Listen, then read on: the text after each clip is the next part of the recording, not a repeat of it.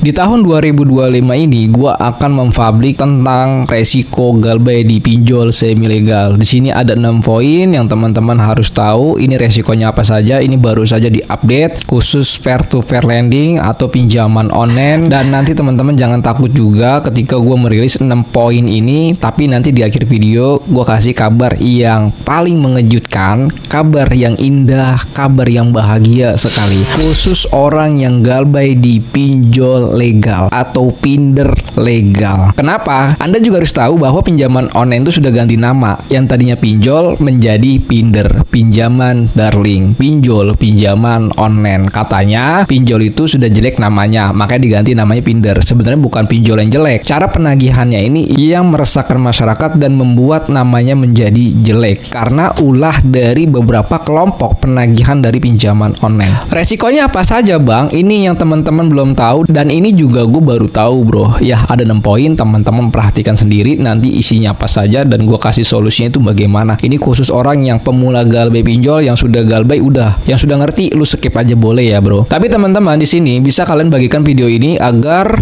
generasi berikutnya yang memiliki utang pinjol itu tidak terlalu takut, tidak sampai menakutkan. Kenapa? Karena mereka sudah melihat video kita untuk edukasi galbay pinjaman online ini. Oke, kita akan masuk saja ke dalam pembahasannya.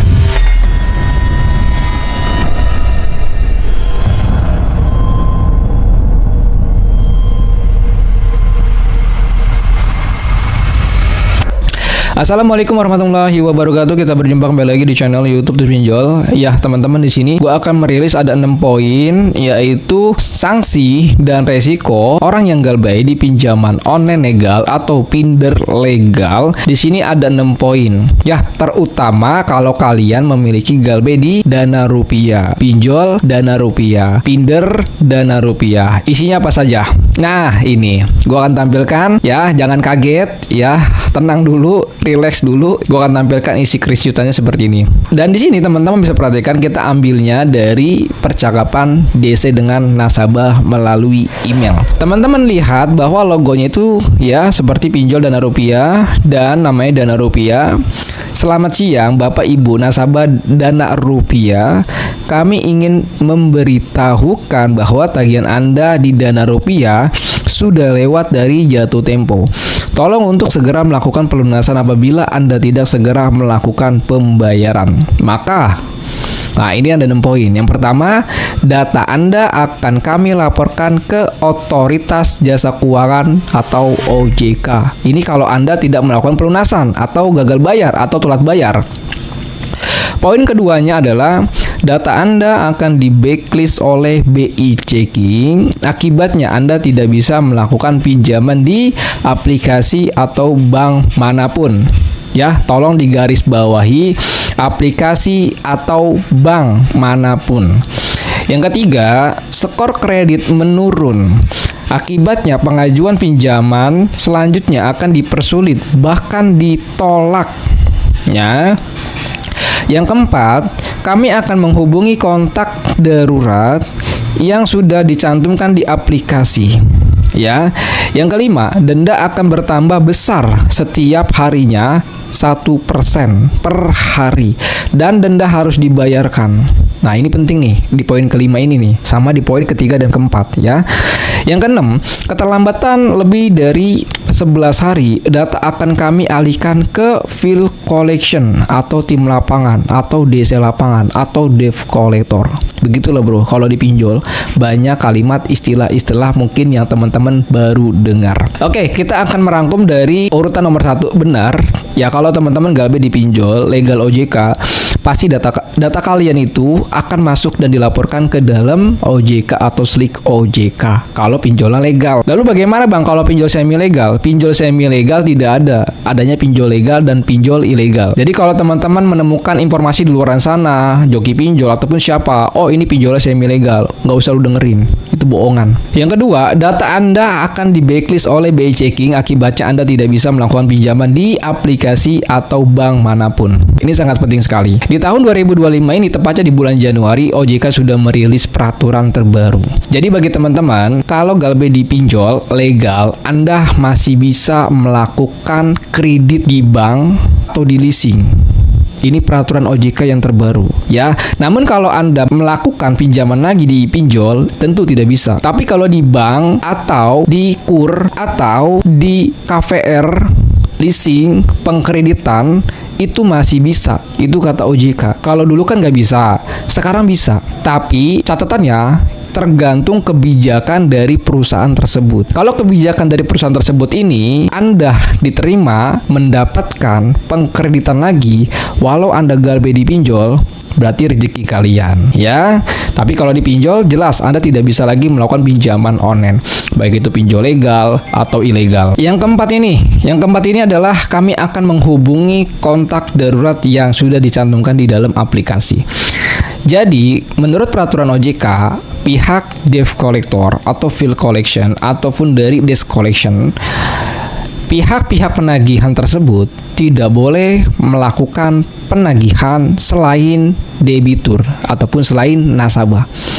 DC pinjol ataupun dari desk collection hanya boleh mencari informasi keberadaan atau status dari nasabah ini ya, dan tidak boleh DC itu melakukan penekanan terhadap kontak emergensi yang kalian cantumkan. Nah, ini yang Anda harus tahu ya. Sekali lagi, debt collector, desk collection ataupun bill collection tidak boleh melakukan penagihan kepada nomor darurat atau kondar. Tidak boleh melakukan penagihan. Dia dibolehkan hanya ingin mencari tahu status dan keberadaan Anda itu bagaimana. Jika DC ini sudah berkunjung ke rumah Anda, misalkan DC ini sudah berkunjung ke rumah Anda, lalu Anda rumahnya sudah pindah atau ngontrak, nah maka DC salah satu jalannya adalah menanyakan kepada kontak emergensi. Mau cari tahu status dan keberadaannya ini bagaimana. Apakah sudah pindah rumah ataukah sudah pulang kampung dan lain sebagainya. Dia hanya ingin mau cari tahu aja. Tidak boleh melakukan penagihan apalagi sampai melakukan penekanan. Kalau ada DC melakukan pelanggaran-pelanggaran seperti itu, seperti melakukan penagihan, penekanan terhadap nomor kontak emergensi, udah legal base saja. Ya. Yang selanjutnya adalah di sini poin kelimanya adalah 5 denda akan bertambah besar setiap harinya 1 hari 1% 1 hari, dan denda harus dibayarkan ya. Jadi teman-teman, di poin kelima ini Anda kalau misalkan telat bayar pinjol, itu bunganya katanya bisa bikin membengkak, bisa membesar, dan bunganya terus berjalan. Nah, ini yang teman-teman harus paham dan harus ngerti. Bunga di pinjaman online atau bunga di perusahaan jasa keuangan tentu ya, yang namanya bunga pasti ada. Bunga denda itu pasti ada, dan itu akan dibebankan oleh nasabahnya atau penerima pinjamannya. Perlu Anda garis bawahi, bunga yang sudah diatur oleh OJK, bunga dan denda ini akan berhenti kalau Anda telat bayar dimulai Anda jatuh tempo sampai dengan 90 hari. Jadi kalau misalkan Anda galbe sudah lewat dari 90 hari ya, maka Anda sudah tidak akan dibebankan bunga dan denda. Karena bunga dan denda itu akan stop di 90 hari itu, bro. Jadi teman-teman jangan takut, oh bunga gue nanti bakalan gede banget bang. Kalau dipinjol, iya bunganya gede banget, karena hitungannya per hari itu 1%. Dan bahkan ada beberapa pinjol ini yang menurut gue ini pinjol curang, tertulis dia misalkan 0,3% untuk bunga dan dendanya. Tapi pas diakumulasikan di dalam aplikasi, Anda bisa lebih dari 0,3%. Ini kan waduh ya, brengsek juga sih ya si pinjol ini ya, ngebebanin bunga dan denda ini tanpa sepengetahuan nasabahnya. Ini parah banget, bro. Ini yang bajingan dari pinjol legal ya seperti ini. Jadi bukan karena bunga Anda terus bertambah, tapi biasanya ada kecurangan di situ, bro. Ya, tapi Anda merasa dicurangi dengan sistem aplikasi pinjol legal, terutama dalam bunga, dalam denda. Udah, lu sudah nggak mampu bayar, udah lu galbay. Udah lu nggak usah mikirin yang namanya bunga gua bertambah-tambah, ya denda gua bertambah-tambah. Wah, makin gede tagihan gua nih. Jangan begitu mikirnya. Jangan begitu mikirnya. Intinya bunga itu akan berhenti ketika Anda galbay setelah 90 hari. Dan lebih dari 90 hari tidak akan bertambah lagi. Itu kalau enaknya pinjol legal OJK. Yang selanjutnya adalah di sini 6. Keterlambatan lebih dari 11 hari.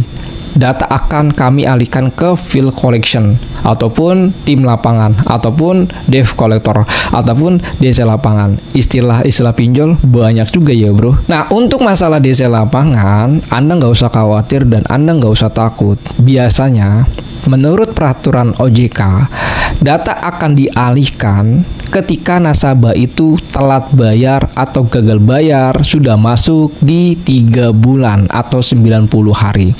3 bulan atau 90 hari Anda telat bayar atau gagal bayar, maka data itu akan dialihkan kepada pihak ketiga, yaitu kepada tim lapangan.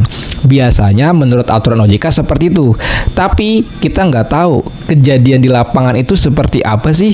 Teman-teman ada yang merasakan pengalamannya baru galbay 1 minggu didatang sama DC? Kalau ada coba ketikkan dalam komentar itu pinjol apa tuh ya. Tapi kalau teman-teman merasakan, oh gue baru galbay 1 minggu nih bang, DC-nya sudah datang, Anda harus mengetahui apakah itu DC beneran atau hanya sekedar oknum saja. Ya, hati-hati bro. Biasanya yang gue dapeti adalah mereka adalah petugas dari desk collection dikarenakan dia harus mengejar target, lalu dia berpura-pura sebagai dev collector. Nah, ini nggak boleh. Yang berhak menagih Anda itu adalah orang yang sudah memiliki sertifikat atau orang yang sudah memiliki SPPI, Sertifikat Profesi Penagih Indonesia. Ya, jadi kalau misalkan teman-teman galbay nih baru 1 minggu datang sama DC, ya lu harus tahu apakah dia orang yang benar-benar DC lapangannya atau hanya sekedar oknum saja. Ya, jadi teman-teman dalam 6 poin ini teman-teman jangan takut lagi galbay. Lu nggak punya duit ya udah lu galbay saja, nggak masalah kok, nggak ada resiko yang terberat, resikonya hanya ini aja ya. Dan teman-teman di sini yang mau join ke dalam grup Telegram, itu link grupnya ada di dalam deskripsi. Yang mau konsultasi telepon dengan saya, silakan saja langsung menjadi member grup kita di dalam WhatsApp. Assalamualaikum warahmatullahi wabarakatuh. Salam galbay.